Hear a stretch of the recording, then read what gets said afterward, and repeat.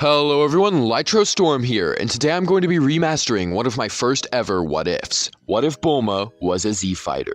I really like the original story I made, but the quality of the videos and some changes in my opinion has made me want to start over with it. I promised I would do this long ago, so that's what we're going to be doing today. So with that introduction out of the way, we are going to get straight into the video now. Our story starts off directly after the defeat of the Pilaf gang, with Oolong getting his wish and Goku having his tail removed. Seeing how Goku is about to go train with Master Roshi gives Bulma an idea that she'd never thought of prior to now. What if she decided to try her hand at training? I mean, throughout the whole journey, Goku has been saving her left and right. She's defenseless, and if there are so many strong people around, it must not be that hard to get stronger, right? So she asks Goku if she can come with him, and Goku is excited at the idea at having his friend train with him. Yamcha also decides to tag along since both Bulma and Goku are going, he might as well join in too. It'll probably be better than training in the woods alone. So Bulma takes them all on a trip to her home, dropping Oolong off and informing her parents that she's gonna go train. They allow her to, and so she goes with Goku, Yamcha, and Puar, though Puar isn't gonna be training sadly. Here, I think it would take a little bit of finagling, but Roshi would definitely allow Bulma and Yamcha to join Goku and Krillin in training. Obviously, Bulma isn't going to have to do much to convince him, and Yamcha is actually pretty skilled and strong, so he shouldn't be that hard to teach either. And this also means that they can skip finding a pretty girl since Bulma is already there. So this means Launch is probably either just going to end up in jail or on the run for the rest of her life, but it's not like it matters anyway because they forgot about her in the canon story, so she stopped appearing anyway. Moving on, because there wasn't much sparring in the training, Goku and Krillin won't be any stronger. Yamcha and Bulma are both stronger than they were in canon before though. I'd say after the 8 months are done, Bulma would probably be above Goku's original power level of 10. So she's still the weakest by far, but she's a lot more powerful than she was before. So when it's time for the tournament, she will have beaten Ranfan in the preliminaries. This means that Bulma is going to be going up against Nam instead. Also, Yamcha will do better against Jackie Chun, but will probably still lose to him. Sadly, the same goes for Bulma in her fight against Nam. She does better than Ranfan did, even employing some similar tactics to get her way, like trying flirting, and is able to catch him off guard a few times with this. But remember that Nam fought Goku really well, so if Bulma is a lot weaker than Yamcha and Krillin, who are weaker than Goku, she's not going to be able to beat Nam. I will say that she gets close though due to her flirting tactics. So after Nam has beaten her, the rest of the tournament will go the same. Bulma is a bit discouraged, but Roshi tells her that she needs to focus on actual strength and skill rather than cheap tricks. They may seem useful, but they really can't help her win in the end.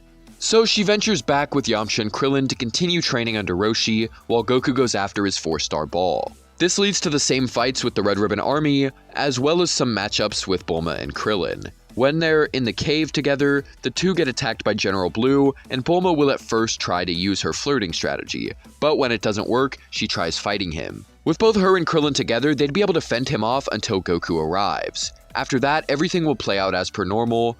Bulma will also join Goku, Krillin, Yamcha to fight in the Baba's tournament. Krillin still goes first, but he gets bitten by Fangs the Vampire. This makes him forfeit, so Bulma is going to step in next. While she is weaker than Krillin, she has the advantage of hindsight. Bulma evades Fangs' attempts to bite her, and this allows her to get the upper hand and land multiple good blows. Fangs even tries to become a bat, but she grabs him and slams him on the ground until he goes back to normal. At that point, Bulma kicks him out of the ring. Next up is Invisible Man. She's gonna fare about the same as Yamcha did originally, so she won't be able to win. But because Krillin can't enter the ring and make Roshi have a nosebleed by using Bulma, she is gonna actually lose this fight. Thankfully, Yamcha had been able to study the Invisible Man's fighting patterns. That combined with his higher strength than in canon allows him to catch the dub with no added help. Yamcha is now put up against Bandages the Mummy, but he's able to stand against him a lot better this time. Of course, he is still outmatched, but not nearly to the same degree. So when he is defeated, Goku goes in and beats up Bandages, and the remainder of the tournament goes the same. Afterward, Bulma asks Goku how he got so strong, and he tells her about Korin's tower. She thanks him for this, and Goku goes on to bring back Bora via the Dragon Balls. Yamcha, Krillin, and Bulma then head back to train with Master Roshi. So for the next 3 years, they're just going to be sparring with each other and practicing for the next tournament. This means that when Krillin and Yamcha show up, they are far more powerful. They've been training with an extra person this whole time, and Yamcha trained with Roshi much sooner. Toward the end of the 3 years, Bulma leaves Kame House to go back home. They tell her goodbye, and so she goes off. But she lied. She actually went off to go find Korin's tower so she could get stronger.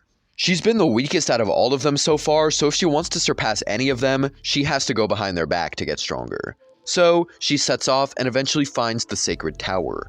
Bora helps her up by throwing her, allowing for her to make it far faster than Goku did. Also, she is stronger than Goku when he first climbed the tower, so that's a bonus as well. When she gets up there, she is adamant about being trained by Korin, and so Korin allows it. She spars with the old master many times, allowing for her to become a lot stronger. By the time she is done, she has surpassed Krillin and Yamcha. Of course, it wasn't by much since she was already far weaker than them, but her being more powerful makes it easier for her to stay that way. When the tournament time comes around, she reunites with the gang. The matches will all be the same, except that Bulma will be faced against Jackie Chun instead of Manwolf. Yamcha's fight with Tenshinhan will change quite a bit. Since he's far stronger, Yamcha is not going to be taken lightly by his opponent. Tenshinhan is forced to try a lot harder, and when Yamcha uses his Kamehameha, the Ki will not be enough to negate it. This forces Tenshinhan to take the hit, dealing some really good damage onto him. So he doesn't have the strength to wound Yamcha as bad, but he does still win. Yamcha gets to keep his leg intact, and he is proud that he was able to give him a good match, but is upset that he couldn't beat him. Next up is Bulma versus Jackie Chun. The same can be said here. Bulma will be able to make her opponent try quite hard and impress Roshi quite a bit. She is even inspired by Yamcha to try and use the Kamehameha for the first time, but like Krillin, her Kamehameha is too weak. This allows for Jackie Chun to show her what a real Kamehameha looks like and overpower her out of the ring. So not only was he forced to try very hard against his student, but was also able to help her learn something. Krillin's fight against Chaozu will be much easier for him, and he is able to push Goku a lot more than in canon in the next fight. But in the end, he is still beaten by his friend. Jackie Chun also forfeits to Tenshinhan once he realizes that the next generation was very impressive. And so, the match between Goku and Tenshinhan goes the same as well. After the tournament, Krillin is killed by Tambourine. This enrages Goku, so he flies after his killer on the Nimbus. Bulma decides to go after him, and Yamcha goes with her since the two are together. Oh yeah, I didn't mention this before, but since Yamcha and Bulma have been with each other and training all this time, I don't see their relationship falling apart. The two have been able to work everything out and have a nice, healthy relationship. At least for the most part, I think. Anyway, they're able to take down Tambourine after he beats Goku. This causes Goku to fall unconscious, so Bulma decides that going to Korin's tower is their best bet. They can get him a Senzu Bean and heal him up there. So Bulma leads the way while Goku is carried by Yamcha. The two are eventually confronted by Yajirobe, who tries fighting them. Seeing this, Yamcha gives Goku to Bulma and tells her to get where she needs to go. He'll fend this guy off. And so Bulma is forced to leave Yamcha behind in order to save Goku's life. Yajirobe was able to fight with Goku on par in canon, so Yamcha isn't really going to stand much of a chance here. He does his best, but his Kamehameha is dodged by Yajirobe, and so he gets knocked out. Once Bulma arrives at Korin's tower, Goku wakes up and says that he has to find Krillin's killer.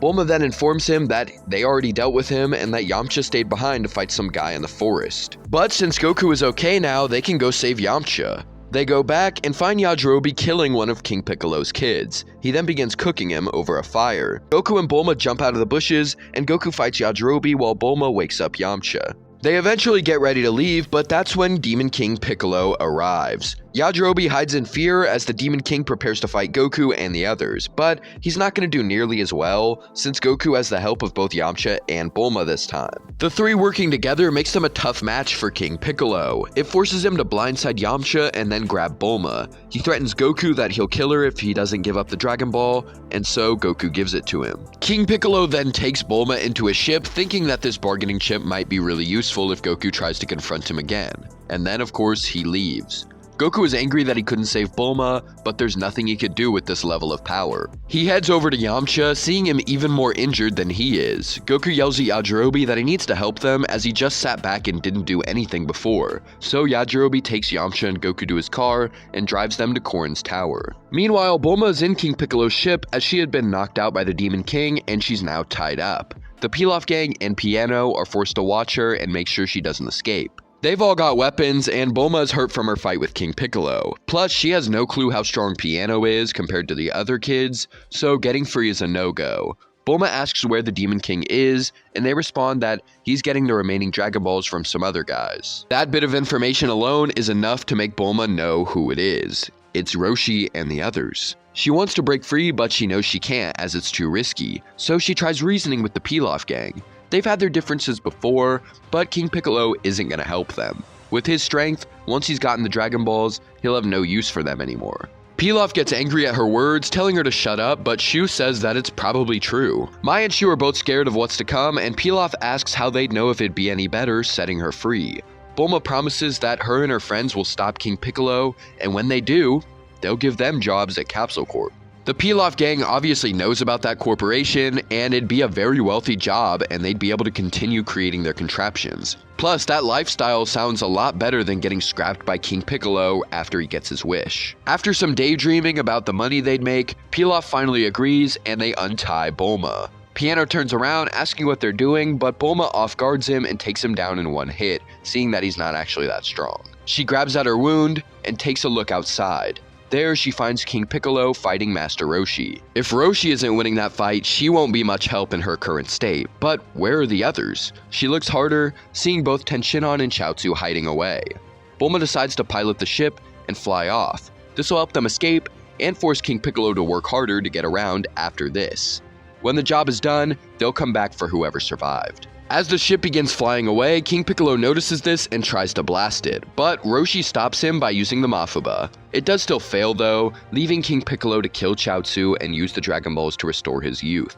With this, he travels to find the King of the Earth and decides that his ship wasn't worth it now. Bulma eventually flies the ship back and finds Tenshinhan. She says that Goku and Yamcha are all still alive and that they can go back and get them. With all four of them together, they could definitely beat King Piccolo.